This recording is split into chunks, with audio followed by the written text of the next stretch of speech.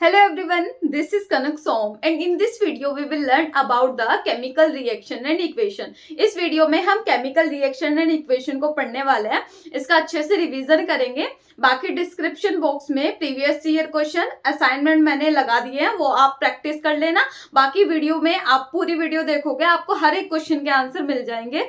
और मैं जैसे 4 मार्च को आपका एग्जाम है तो उससे पहले मैं सारे सिलेबस की वीडियो बना दूंगी। बस सिर्फ आप मुझसे कनेक्टेड रहना और ये वीडियो ज्यादा से ज्यादा अपने फ्रेंड्स को शेयर करना, ठीक है। अब हम चैप्टर स्टार्ट करते हैं, that is chemical reaction and equation. What is chemical reaction?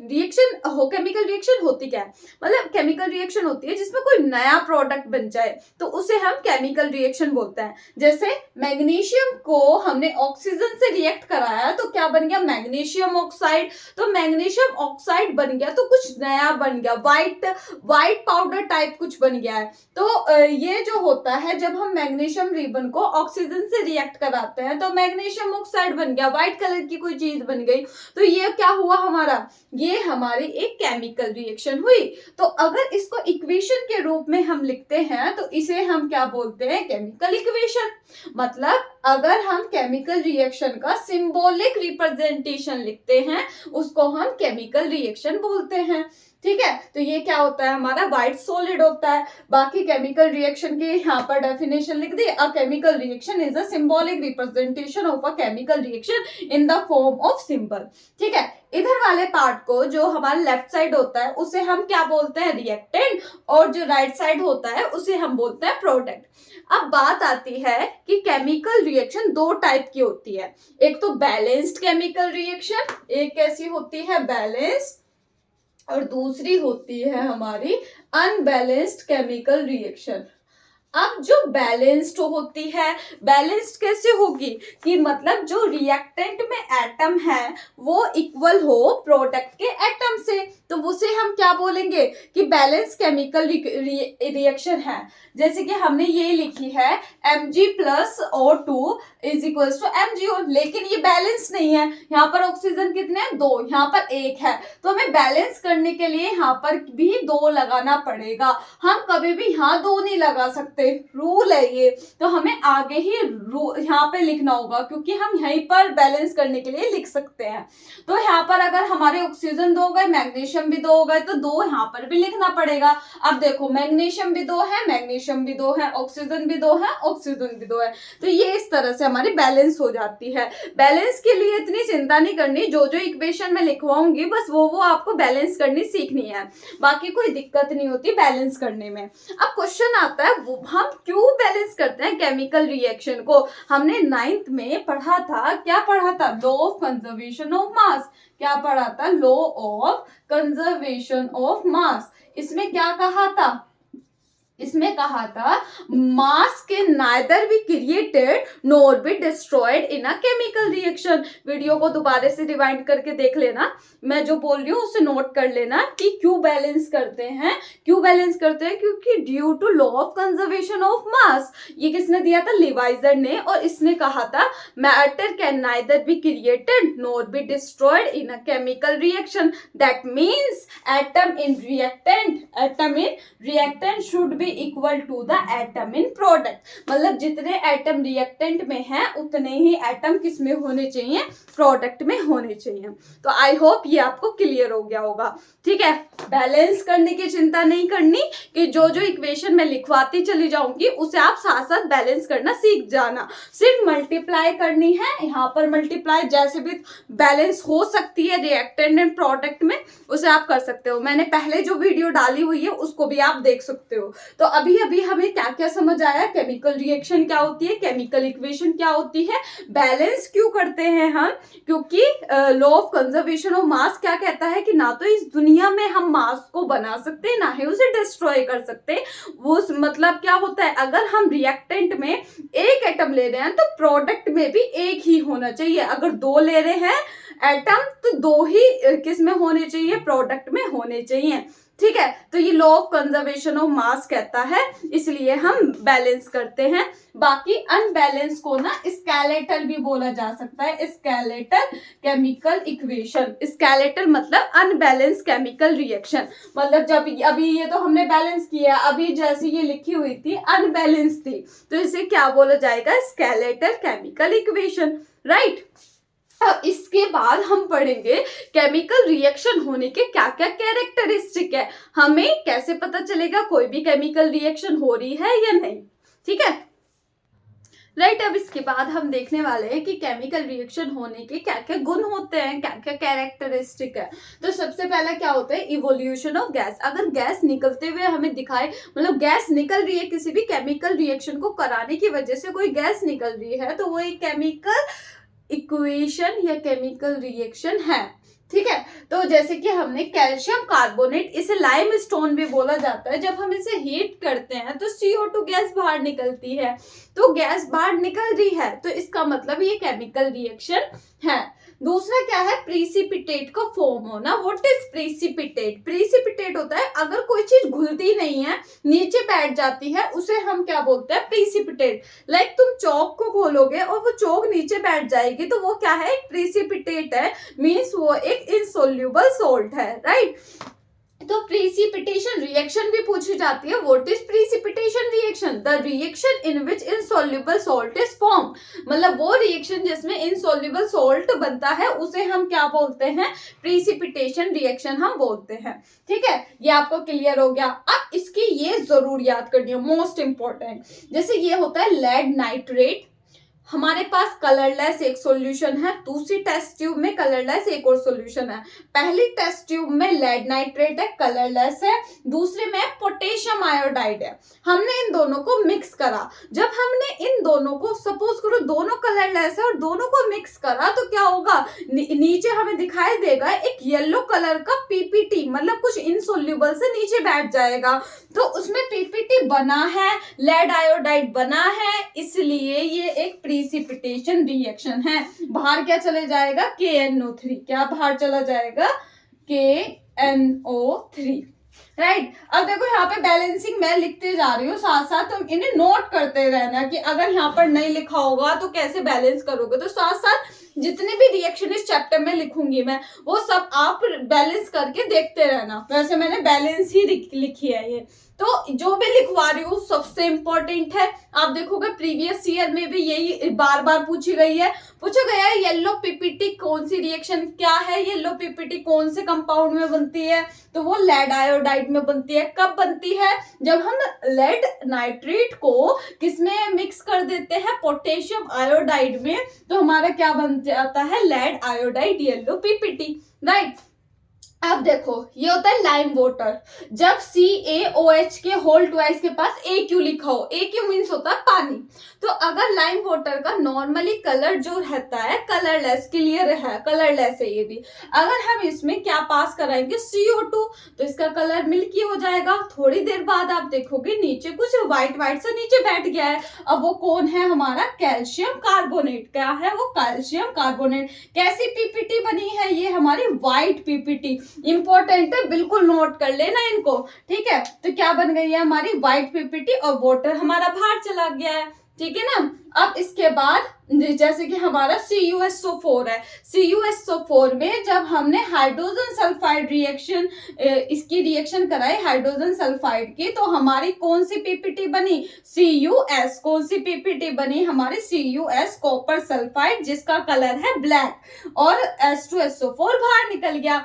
फिर हमने BaCl2 बैरियम क्लोराइड की रिएक्शन सोडियम सल्फेट से कराई, तो बैरियम सल्फेट बना, जो कि व्हाइट पीपीटी है। अब मैं ये आगे आएंगी, सारी रिएक्शंस आएंगी, लेकिन ये इंपॉर्टेंट है कि इसमें पूछे गए हैं कि भाई इस कलर की पीपीटी बन रही है तो कौन सा कंपाउंड होगा, तो आप ये जरूर नोट कर लो।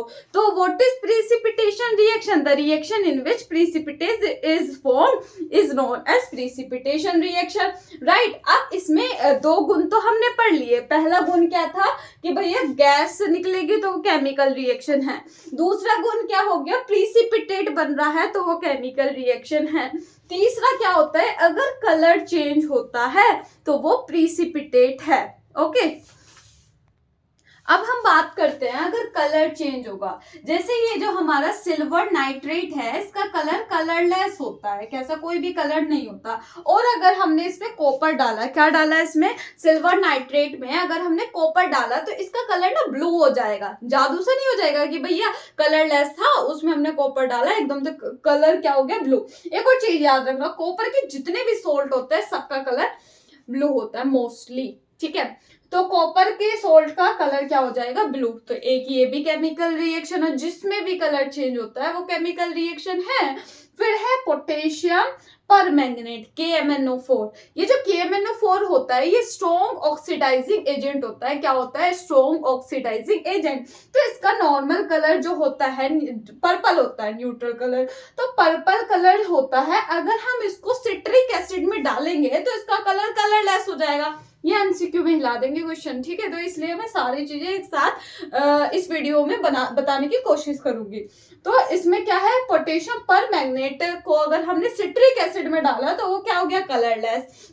इसका मतलब ये भी केमिकल रिएक्शन है। पोटेशियम डाइक्रोमेट, ये दोनों स्ट्रॉन्ग ऑक्सीडाइजिंग एजेंट होते हैं। बताऊंगी रिडॉक्स रिएक्शन में व्हाट इज ऑक्सीडाइजिंग एजेंट, जो ऑक्सीजन का एडिशन करा देते हैं, ठीक है। अब ये दोनों क्या होते हैं, स्ट्रॉन्ग ऑक्सीडाइजिंग एजेंट। अब इसमें पोटेशियम डाइक्रोमेट का कलर होता है ऑरेंज, और अगर हमने इसमें SO2 गैस पास करी तो क्या कलर हो जाएगा, ग्रीन।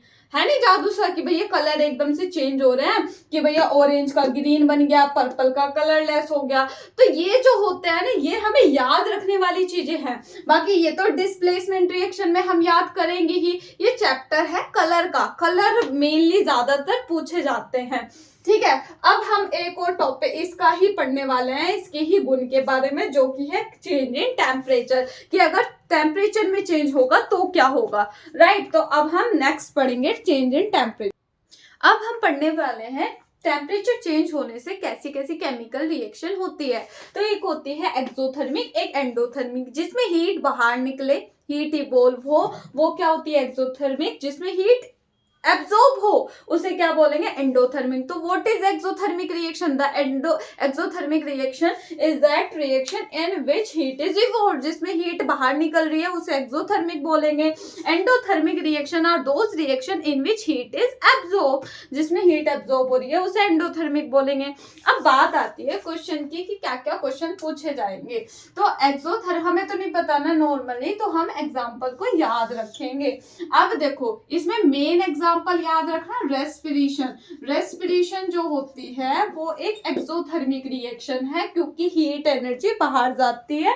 और एंडोथर्मिक रिएक्शन क्या होती है, फोटोसिंथेसिस जो रिएक्शन होती है ना, वो कैसी होती है, एंडोथर्मिक। क्यों होती है, देखो C6CO2 6H2 हो, और यहाँ पे क्या होती है, सनलाइट। तो सनलाइट एनर्जी क्या होती है, एब्जॉर्ब होती है क्लोरोफिल के थ्रू, और बाहर क्या निकल जाता है, C6H12O6 और 6O2 बाहर निकल जाती है। तो इस रिएक्शन में, फोटोसिंथेसिस रिएक्शन में सनलाइट एनर्जी एब्जॉर्ब हुई है, इस वजह से फोटोसिंथेसिस एंडोथर्मिक रिएक्शन है, राइट। ऐसे ही एक्सोथर्मिक रिएक्शन क्या होती है, रेस्पिरेशन। क्वेश्चन पूछा गया है कि why respiration is called exothermic reaction, because in respiration heat energy is evolve, बाहर निकलती है हीट और एनर्जी, इस वजह से रेस्पिरेशन को एक्सोथर्मिक रिएक्शन कहा जाता है। देखो ये रही इसका रेस्पिरेशन की, ये रही कि ये जो ग्लूकोज था, ग्लूकोज जब ऑक्सीजन के प्रेजेंस में ऑक्सीजन से रिएक्ट करता है तो क्या क्या बनाता है, CO2, water, heat and energy. तो बाहर मैंने खाना खाया हुआ है, उससे एनर्जी निकल रही है, इसलिए मैं पढ़ा पा रही हूँ। तो हीट एनर्जी बाहर इवॉल्व हो रही है, इसलिए रेस्पिरेशन क्या होती है, एक्सोथर्मिक रिएक्शन, राइट। देन क्या है कि एक्सोथर्मिक रिएक्शन में और क्या क्या एग्जांपल है, जैसे कि CaO, जब जो ये कैल्शियम ऑक्साइड है, ये कैल्शियम ऑक्साइड जब हमारा किसके साथ, ये वाटर है, जब ये वाटर के साथ रिएक्ट करता है तो क्या बनता है, कैल्शियम हाइड्रोक्साइड। क्या बनता है, देखो आपने वो देखी होगी, जब घर में वाइट कलर की आती है, जब नया घर बनता है तो वाइट कलर की कली सी आती है, कली, और जब उसमें पानी डालते हैं तो बहुत ज्यादा हीट एनर्जी इवॉल्व होती है। तो जो कली है, या फिर हम चूना बोल सकते हैं, तो जो कली है वो यही है कैल्शियम ऑक्साइड। इसको हम क्विक लाइम भी बोलते हैं, क्विक लाइम या फिर हम सिलेक्ट लाइम भी बोलते हैं, ओ सॉरी क्विक लाइम या फिर लाइम या फिर कैल्शियम ऑक्साइड इसे बोलते हैं। कली है ये, जब कली में पानी डाला तो हमारा क्या बन गया, कैल्शियम हाइड्रोक्साइड सॉलिड स्टेट में बना है, तो इसे हम क्या बोलते हैं, सिलेक्ट लाइम। Slaked lime. अगर यहाँ पर AQ लिखा होता तो इसे लाइम वाटर बोलते, लेकिन यहाँ पर क्या लिखा है, S लिखा है, मतलब सॉलिड स्टेट में है, तो इसलिए हम इसको क्या बोलेंगे, सिलेक्ट लाइम बोलेंगे। हीट एनर्जी बाहर इवॉल्व हुई है इसलिए ये एक्सोथर्मिक है। और एक और बात पूछा जाता है, व्हाइट वॉशिंग के लिए कौन सा सब्सटेंस यूज होता है, वो कौन सा होता है, कैल्शियम ऑक्साइड। याद रहेगी बात। तो कैल्शियम ऑक्साइड की पानी से रिएक्ट कराते हैं तो क्या बन जाता है, कैल्शियम हाइड्रोक्साइड। ठीक है ना। अगर ये रिएक्शन समझना चाहते हो तो कॉम्बिनेशन रिएक्शन में समझाऊंगी कैसे ये रिएक्शन हुई है, इंपॉर्टेंट रिएक्शन है। फिर ऐसे कार्बन को ऑक्सीजन से रिएक्ट कराते हैं, CO2 बनती है, हीट बाहर गई है, तो हीट बाहर गई है इसलिए ये क्या है, इसलिए ये क्या है, एक्सोथर्मिक रिएक्शन है। ऐसी ये जो मीथेन गैस है, मीथेन गैस को अगर हम बर्न करेंगे तो हमारी क्या निकलेगी, CO2 H2O, heat and light बाहर निकलती है। तो बाहर क्या निकल रही है, हीट एंड लाइट बाहर निकल रही है, इसलिए ये वाली रिएक्शन भी हमारी क्या है, एक्सोथर्मिक। तो ये एग्जांपल आप नोट कर लेना, अच्छी तरह से पूछा जाता है what is exothermic. Endothermic reaction का पहला एग्जांपल आपका हो गया था photosynthesis reaction, the reaction in which heat is absorb, तो उसे हम क्या बोलेंगे, एंडोथर्मिक रिएक्शन बोलेंगे। फिर उसके बाद क्या होता है कि जब हम इसको मरकरी ऑक्साइड को हीट करते हैं तो हमारा मरकरी और ऑक्सीजन बाहर निकल जाता है, लेकिन हीट ये एब्जॉर्ब करेगा तब बदलेगा, तो हीट एब्जॉर्ब कर रहा है, that's why it is called endothermic reaction. और नाउ AgCl क्या होता है, सिल्वर क्लोराइड। जब सिल्वर क्लोराइड सनलाइट के कांटेक्ट में आती है, देखो AgCl का कलर होता है व्हाइट, कैसा कलर होता है, व्हाइट। तो जब ये सनलाइट के कांटेक्ट में आती है ये कैसी हो जाती है, ग्रे। तो सनलाइट एनर्जी इसने एब्जॉर्ब करी, अपना कलर चेंज करा, तो सनलाइट एनर्जी एब्जॉर्ब की है, लाइट एनर्जी एब्जॉर्ब किया, that's why it is called endothermic reaction. ऐसे ही AgBr ने सनलाइट एनर्जी एब्जॉर्ब की है और फिर क्या बाहर निकल गया, Ag+Br2। इसे व्हाइट एंड ब्लैक फोटोग्राफी में यूज करते हैं, सिल्वर ब्रोमाइड को। सबसे इंपॉर्टेंट भैया पूछी जाएगी ये लेड नाइट्रेट वाली रिएक्शन। जब लेड नाइट्रेट को हम क्या कर देते हैं, हीट कर देते हैं, तो मतलब ये हीट एनर्जी को एब्जॉर्ब करता है, एब्जॉर्ब करने के बाद ये ब्रेक डाउन होता है, तो लेड नाइट्रेट किस में टूट जाता है, लेड ऑक्साइड में, NO2 गैस में और O2 में। बैलेंस करने के लिए भी ये पूछी जाती है। और ये भी पूछा गया है कि ब्राउन फ्यूम्स कौन सी रिएक्शन में बनती है, केमिकल रिएक्शन कंप्लीटली को बैलेंस करो। तो लेड नाइट्रेट को जब तुम हीट करोगे तो लेड ऑक्साइड बनेगा, ब्राउन फ्यूम बाहर निकल जाएगी और ऑक्सीजन बाहर निकल जाएगा। ये आपको क्लियर हो गया होगा। तो एंडोथर्मिक रिएक्शन ये हो गई, एक्सोथर्मिक रिएक्शन। अभी मैं एक एक्सपेरिमेंट है उसका आपको एक क्वेश्चन दे रही हूँ, वो मुझे आप कमेंट सेक्शन में बताना, इससे नेक्स्ट वाली वीडियो में मैं उसको एक्सप्लेन कर दूंगी। ठीक है। तो अभी कुछ क्वेश्चन होंगे जो अभी नहीं होंगे, थोड़ा सा देख लेना PYQs और असाइनमेंट जो आपसे हो जाए वो कर लेना। बाकी अभी मैं एक क्वेश्चन लिख रही हूँ, उसे मुझे बताना कॉमेंट सेक्शन में आपसे होता है या नहीं। 2019 में ये क्वेश्चन आया था। ओके। देखो एक एक्सपेरिमेंटल क्वेश्चन है, ये 2019 में आया था। इसमें क्या बोला है, in the experiment setup to show that CO2 is given out through, कि CO2 बाहर निकलती है रेस्पिरेशन के दौरान। तो इसे आप कैसे एक्सपेरिमेंटल बता सकते हो, कि कैसे CO2 के लिए क्या एक्सपेरिमेंट आप बता सकते हो। और जो हमारा name the substance in the small test tube, जो आपने किस में ले रखी है, कॉनिकल फ्लास्क में, जो एक टेस्ट ट्यूब में एक सब्सटेंस लिया है, उस सब्सटेंस का आपको नाम बताना है, उसका फंक्शन लिखना है और कॉन्सिक्वेंसेस लिखने हैं इसके। तो आप ये क्वेश्चन देख लो और गूगल से टीप के नहीं लिखना, अच्छे से अपना अगर समझ आता है तो बताना। नेक्स्ट वीडियो में मैं इसको एक्सप्लेन भी करूंगी। बाकी वीडियो बड़ी हो जाएगी इसलिए मैं कल वीडियो अपलोड करती हूँ, नेक्स्ट आगेगा, इसलिए आप इतना ही कर लेना आज के लिए। तो जितना मैंने इसमें बताया है उतना सब आप करना। मुझे एक और बताना, सिलेक्ट लाइम का क्या फॉर्मूला होता है, what is the formula of slaked lime. और आप क्या बताओगे मुझे, कि रेस्पिरेशन जो होती है वो एक्सोथर्मिक होती है या फिर एंडोथर्मिक होती है, फोटोसिंथेसिस एक्सोथर्मिक होती है या फिर एंडोथर्मिक होती है, और आप क्या बताओगे? चलो इतना ही बता देना, ठीक है। बाकी तो हाँ, ब्राउन फ्यूम्स कि कहाँ बनती है, मतलब किस ब्राउन फ्यूम्स हमें कौन से गैस से निकलते हुए दिखाई देते हैं, ये चीज आप मुझे बताना, ठीक है। और तो और ज्यादा कुछ है नहीं। हाँ, वो अब उसका क्विकलाइन का मुझे फॉर्मूला बताना, क्विकलाइन का क्या फॉर्मूला होता है, ठीक है। व्हाइट वॉशिंग के लिए कौन सा सब्सटेंस यूज करते हैं, व्हाइट वॉशिंग के लिए कौन सा सब्सटेंस यूज करते हैं। बाकी और तो कुछ नहीं, बाकी PYQ आप देख लेना और बाकी असाइनमेंट करना, और कल वीडियो में अपलोड कर दूंगी। इतना सब करना है, इस क्वेश्चन का आंसर देना। Thank you.